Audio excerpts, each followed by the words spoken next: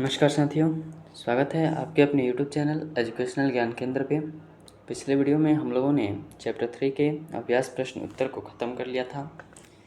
इस वीडियो में हम लोग चैप्टर 4 जन्म स्वास्थ्य का अध्ययन करेंगे।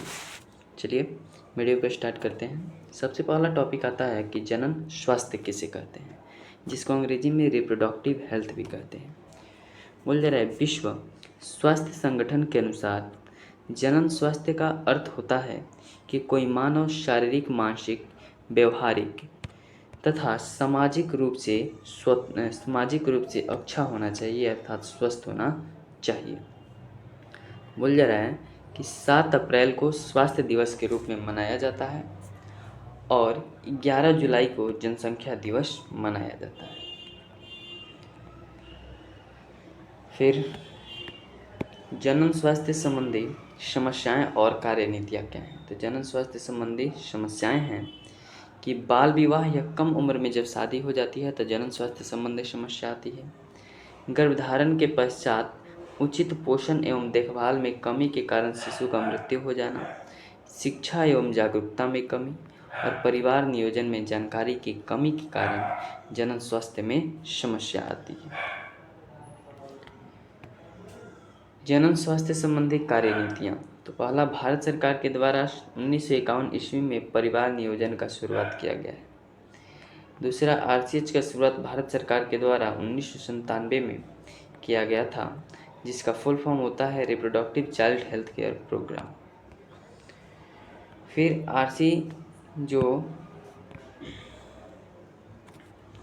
आरसीएच कार्यक्रम है उसके प्रमुख उद्देश्य क्या हैं।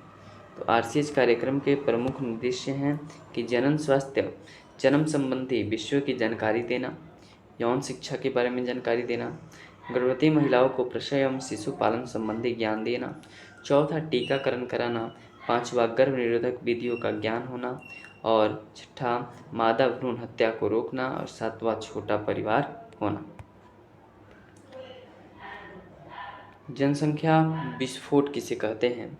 तो मानव आबादी में तीव्र गति से वृद्धि होना, मानव की आबादी में बहुत तेजी गति से वृद्धि होना जनसंख्या विस्फोट कहलाता है। फिर भारत में जनसंख्या वृद्धि के बारे में पढ़ेंगे। तो भारत का क्षेत्रफल विश्व के केवल 2.4% भूभाग का है। जो भारत का जो क्षेत्रफल है वो विश्व में 2.4% ही है, लेकिन विश्व के जो जनसंख्या है 17% भाग भारत में निवास करती है। 2.4% भूमि में विश्व का 17% जनसंख्या भारत में क्या करती है, निवास करती है। जनसंख्या के दृष्टि से भारत विश्व का दूसरा देश है तथा चीन विश्व का क्या है, पहला देश है। भारत की आबादी। तो सन 1901 ईस्वी की बात की जाए तो भारत की आबादी 23 करोड़ 80 लाख थी।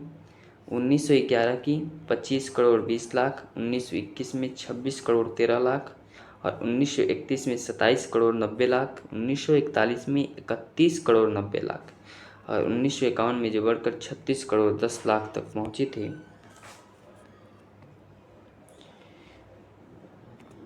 फिर 1961 ईस्वी में 43 करोड़ 90 लाख, 1971 ईस्वी में 54 करोड़ 80 लाख, 1981 ईस्वी में 68 करोड़ 40 लाख और 1991 में 84 करोड़ 40 लाख। 2001 ईस्वी में 102 करोड़ 70 लाख, 2011 में 121 करोड़ 2 लाख और 2016 में 132 करोड़ 40 लाख जनसंख्या भारत की थी। और विश्व की आबादी की बात की जाए तो वर्ष 1600 ईस्वी में 50 करोड़, सन 2000 ईस्वी में 640 करोड़, सन 2001 ईस्वी में 2011 ईस्वी में 700 करोड़ और 2018 ईस्वी में 760 करोड़ विश्व की जनसंख्या है। मानव की जनसंख्या वृद्धि का क्या कारण है। तो मानव की जनसंख्या वृद्धि में निम्न कारण है। पहला, निम्न सामाजिक सोच स्तर, लोगों का सोच का स्तर काफ़ी नीचे है। दूसरा, निरक्षरता, कम पढ़े लिखे लोग हैं। तीसरा, कम उम्र में शादी हो जा रही है अर्थात बाल विवाह। और चौथा, मृत्यु दर में काफ़ी कमी है। पांचवा, खाद्य पदार्थ के उत्पादन में वृद्धि हुई है। मानव स्वास्थ्य वृद्धि का दुष्परिणाम। तो मानव जनसंख्या वृद्धि का दुष्परिणाम निम्न है शिक्षा व्यवस्था की समस्या है जिस कारण जनसंख्या बढ़ती है, लोगों को ज्ञान नहीं होता है।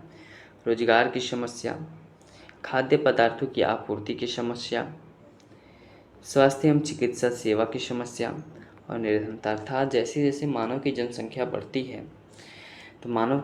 बढ़ती है तो खाने पीने में भी कमी आती है, खाद्य पदार्थ की आपूर्ति की समस्या होती है जिससे लोग ज़्यादा खाद डाल के अधिक मात्रा में अनाज उत्पन्न करते हैं। स्वास्थ्य एवं चिकित्सा की कमी होती है और गरीबी बढ़ती है। परिवार नियोजन, फैमिली प्लानिंग किसे कहते हैं?